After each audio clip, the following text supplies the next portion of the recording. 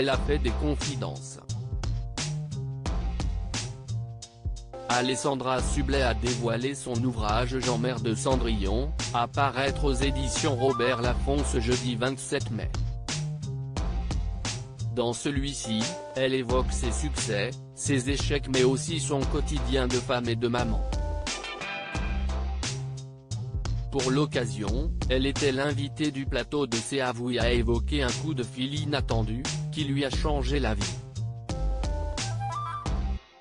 Face à Anne-Elisabeth Lemoine, l'animatrice s'est souvenue du jour où Pierre-Antoine Capton, le producteur de C'est à vous, lui a téléphoné. « Il a changé ma vie radicalement parce que j'étais parti pour vivre à New York. Il m'a dit, ce n'est pas grave, je vous paye l'aller-retour s'il faut, mais vous venez faire ce casting », a-t-elle d'abord expliqué.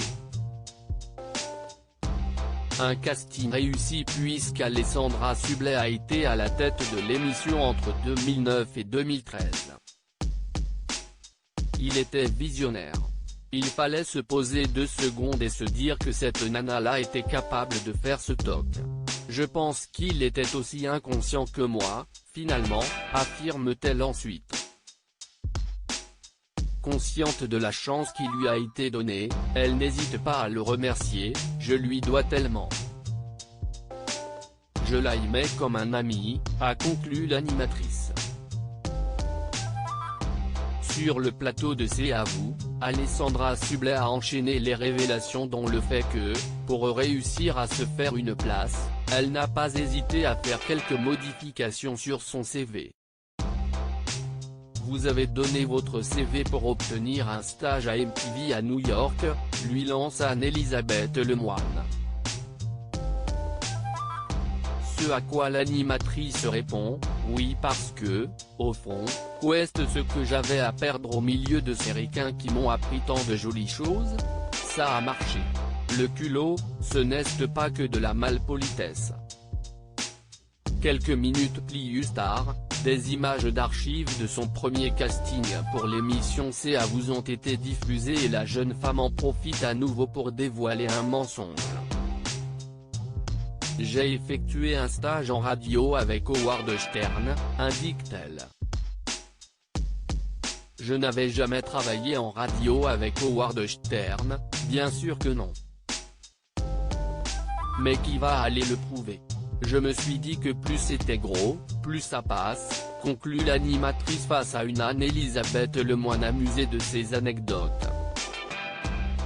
Des petits mensonges qui ont été bénéfiques à Alessandra Sublet puisque sa carrière a rapidement pu décoller.